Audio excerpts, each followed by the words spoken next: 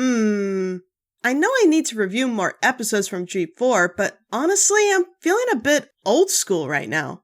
I really do miss my G1 roots. Be nice to rewatch the first original episode that inspired the MLP cartoon series in the first place. Just, I wish I could make this review a little more unique in some way. Hello, Blissey. What? Doc? How did you... I see you're reminiscing on your old G1 favorites. Didn't you mention before you wanted me to see this yourself a while back on one of our breaks? I did, yes, but how did you get in my computer? I have Skype, you know. Also, internet plot device? And random collab partners popping up out of the freaking ether continues onward. It's always fun. So, what are we watching?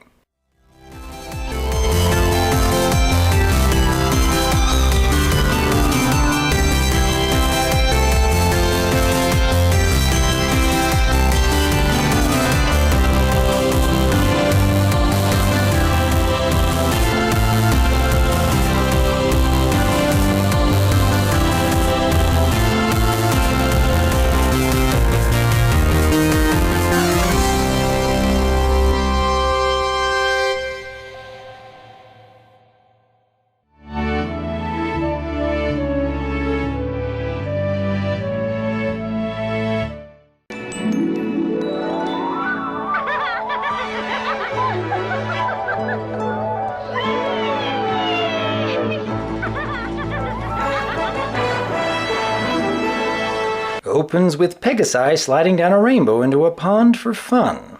Once again, I'm reminded of a scene from the original Fantasia back in 1940. There's a scene that looks very similar to this opening, so I have to believe that at least some of the animators here were inspired by the Disney film which came out many decades before. Huh, didn't consider that as a reference. Though, now that you mention it, that explains all the rainbow water inspirations I have on my channel too. Fantasia was also a film I grew up with, and the Greek mythology of all the centaurs, unicorns, and fauns was by far my favorite scenes from the film, so it's no surprise as a little girl that I would love Escape from Midnight Castle too. I wish. Twilight needing to say, I wish, before she can teleport. And of course, this Firefly is the original inspiration for Rainbow Dash. Oh look, there's Applejack. Will I ever fly like Firefly and Medley? No, Ember. Not all little ponies can fly. Wait. The little foal is named Amber? Do you have something to tell the audience here, Lightning? Just a coincidence, I assure you. When I created Golden Dragon character for Brony D&D, Amber just seemed like a good name at the time. Oh look at her go! Zoom! Firefly, danger is my life, Medley. Firefly! Just seeing the flight animations make me want to take up into the air too. No sign of trouble inside. May all your days be bright. May all your days be bright. The song is stating, no sign of trouble in sight, may all your days be bright. Is this going to be like G3, where there's practically no conflict whatsoever and every scene is going to be as cute as possible? Brace yourself, Doc. You are in for some heavy foreshadowing you are not going to be ready for. What's going on? It's the Stratodons! Okay, that is not how this show works. Like, at all. They call them Stratodons, but really, these are dragons. Once again, Lightning, are you sure there's no connection with your dragon character named Amber? I really don't know what you're talking about. Seriously though, going into this special, I was worried that G1 would be showing just how adorable these ponies are, and you should totally ask your parents to buy one, kids. But aside from that, the writers and animators were not afraid to get scary for the little ones in the audience. Kudos.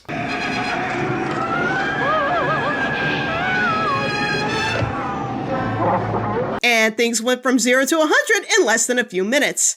This is both scary and awesome at once. You are all doomed. Soon every pony will belong to T-Rack, the master of Midnight Castle. Hello, Original Scorpan. You are all doomed.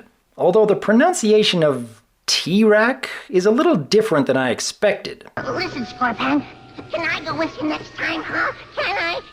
No, Spike. I can slither really fast, Scorpan, really fast. And hey, there's Spike. Seems like he's being portrayed as a fair bit younger than the G4 Spike we know. Quiet, my friend. Your time will come. Keeping T-Rack in the dark, ominously stroking a bag which sounds like a beating heart. Calling it his friend? My name's Firefly. What's yours? Megan? Oh, my friends are just gonna love you. No, they won't! Pony feathers. They'll be dancing on air when they need you. Here's my biggest complaint with this special.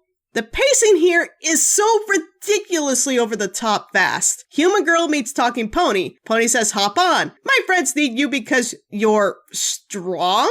We just met each other mere seconds ago. That entire song is, you're the answer to our prayers, that my friends will believe in you, that you're the hero we seek. They met seconds ago. Okay, even in G1, the buy our toys angle is surprisingly strong here. At least they're trying to build the confidence of the little girls in the audience. I will say this is pretty good animation for a TV special. Though, did you know this is the same animation team behind the Dungeons & Dragons cartoon, Lightning? Wait, what? No, seriously, take a look at this. The animators were actually getting some good practice in drawing unicorns. What the?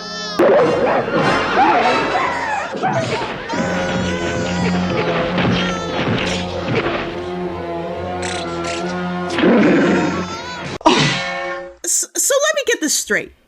You're telling me that I was addicted to Dungeons and Dragons before Firebrand dragged me into our sessions decades later? What can I say except you're welcome? I'm still noting the incredible number of coincidences that led to you creating your brony D&D character here, Lightning. It's like a chalkboard of strings tying themselves together, connecting the dots into one universal fact. Though I should point out, Firefly was the inspiration behind Lightning Bliss the character. Understandable. That's the character that Lauren Faust enjoyed the most, too. This is Megan, everybody. She's here to help us. Run, everybody. Run. Oh, look, Megan's here to help. Oh, look, she gets captured immediately and needs to get saved by Firefly. Whoa, whoa, whoa. Scorpan is the one who saves her from falling? Yes. Are you keeping up? We just saw this. Sorry, but like you said, the pacing here is off the charts. I feel the need to stop the video every 45 seconds just to think over what I'm seeing here. Okay, next scene. Guards, remove the small one. He is too small to pull my chariot of midnight, as you should have known, Scorpan. Behold the power of darkness!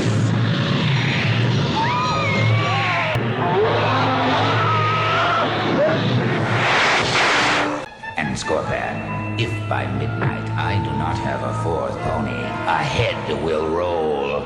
His.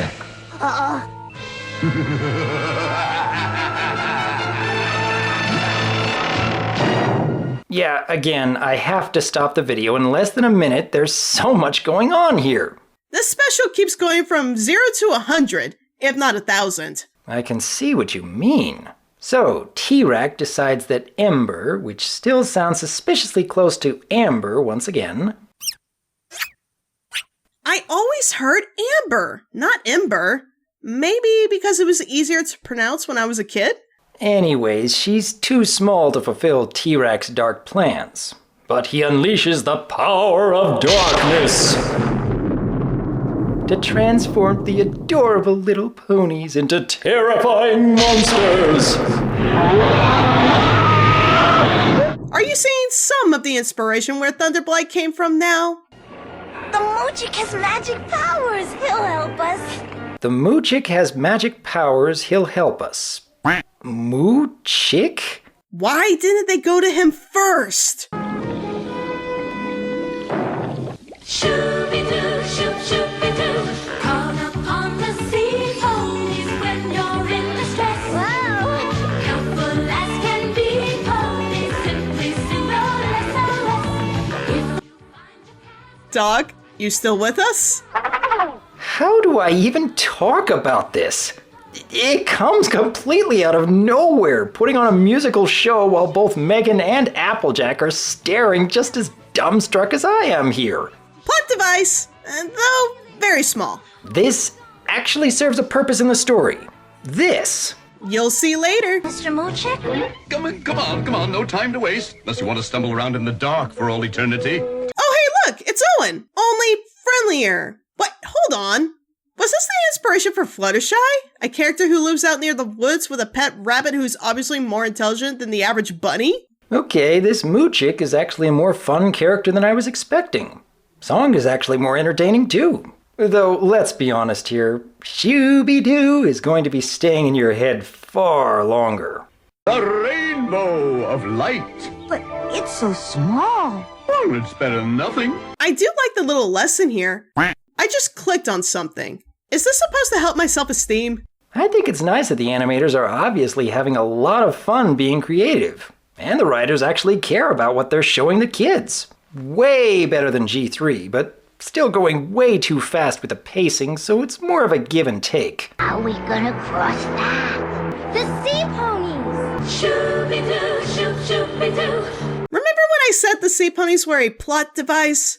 Well, there you go. Also, buy our toys. Buy them now. Now don't forget to tell your parents how much you love the ponies, kids. Collect them all. One epic battle scene later. Wow.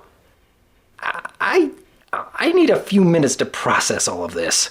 Remember how many times I've said the rainbow gets stuff done? Well, this is why. With the exception of the series Rainbow Bright, this is another time where the rainbow actually destroys evil. Even though it was tiny and Tirak himself thought nothing of it, probably why he wanted to create the night that never ends though. Can't have a rainbow if it's always night outside. Though, I do prefer G4's version of Scorpan, honestly. Him being the brother of the main villain builds for more potential story arcs for the character, rather than having him be a servant bound prince that was turned into a monster. Okay. I suppose this is the kind of special that is meant to be viewed several times over just so you can follow along. We have Scorpan finally standing up to Tirak, freeing little Ember and Spike, breaking the prison door as well as the door to the throne room, knocking back the guards, trying to keep the ponies and Megan from danger, flying up to fight Tirak and very nearly succeeding. I keep getting the feeling that the whole lesson should have been to believe there is good in every being, as Scorpan is undoubtedly scary for the kids and yet had noble intentions towards the end. Might have been a good way to connect the fact that even if the rainbow is small, it can still grow into something powerful if you hold on to hope. Just like Scorpan here. But still, there is enough of a fair lesson here for the kids. If you can keep up with the breakneck pace of the story, at least. The writers and animators could easily have stretched this out to 45 minutes with all the plot points they're trying to cram in, and yet there's still plenty of time devoted to musical numbers. Some of which are actually pretty good for a short cartoon. Others... Shooby-doo, shoop-shoop-be-doo. Yeah, will stay in your head for weeks despite your best efforts to get it out. Well, despite the terrible pacing, the sudden introduction of characters and character developments, this is still a fun pilot episode I hold dear to my heart, it being the first My Little Pony episode in existence after all. The animation was fun, though a few repeats at times. The action scenes were a thrill to watch. I was even on the edge of my seat when the fight scenes began. And of course, the flight scenes with Megan and Firefly was by far my favorite part, since I love flying animation so much. But I will not argue the fact that this special struggles. The pacing is extremely fast, character development is insane, we get one introduction of characters after the other, with one asking a new character for aid even though they just literally met seconds ago, plot devices are not subtle at all, the blatant commercial to buy toys is beyond obvious, and characters we do like I wish had more screen time. It's by far not a perfect episode and is riddled with issues that could have been fixed had the animators had more than enough time to work on it, even make it into a movie. But knowing them, they were on a time crunch with Hasbro to create something to promote their new toy line for My Little Pony at the same time. With that said, this is my childhood cartoon I grew up with that helped to inspire Lightning Bliss the Pegasus in the first place, and probably unconsciously planted the seeds for my love of dragons, rainbows, and maybe D&D? Yeah, the coincidences towards your Amber character in Brony D&D is just a bit suspicious. Maybe your subconscious is working towards your childhood fantasies. Anyways, I actually like several characters here. Firefly is obviously a fan favorite for her boldness and fun attitude. The Moo Chick is actually more entertaining than I would have expected and easily has the most creative song. I have to give a ton of credit towards the writing and animation on how much they managed to pull off here. I know the pacing is on breakneck speed, but they still managed to create an engaging story, lots of suspense and conflict, while still checking off all the boxes from Hasbro on Buy Our Toys. Mind you, that was completely expected from My Little Pony, but I do have to give them credit for building the confidence of Megan, which is obviously a self-insert character for the little girls in the audience. This first special is leagues better than anything I've seen from G3. I actually recommend this for any fan of MLP G4.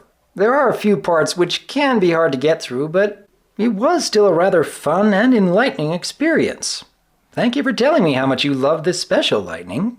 Was happy to share this with you, Doc. Like I said, this was an episode I grew up with, and I have to thank my mother profusely for recording it, knowing one of her daughters would enjoy it one day. While this episode by no means is perfect, its enchanting setup and fun action scenes are what I believe helped to inspire G4 of what it is today. And I truly hope that it continues to inspire the next generation of My Little Pony shows that come with Generation 5, as well as get the fans to appreciate the origins of My Little Pony and where it came from. And hey, now that you all have an idea of what Scorpan might be like now, I hope my fanfic for Unexpected Journey was able to give him a little more justice and character development, even if it's not canon. But please, everyone, give this episode a watch. I truly think you will enjoy its nostalgic animation and plot despite the flaws it has. I'm Lightning Bliss. And I am Dr. Wolf, and we look forward to hearing from you. Keep an eye out for those rainbows. They will make you smile. Count upon the sea ponies when you're in distress. Helpful as can be, ponies simply signal SOS. If your rudder runs abound or seaweed holds a grip, count upon the sea ponies, they'll see you. Sea ponies, simply signal SOS. Sea ponies, sea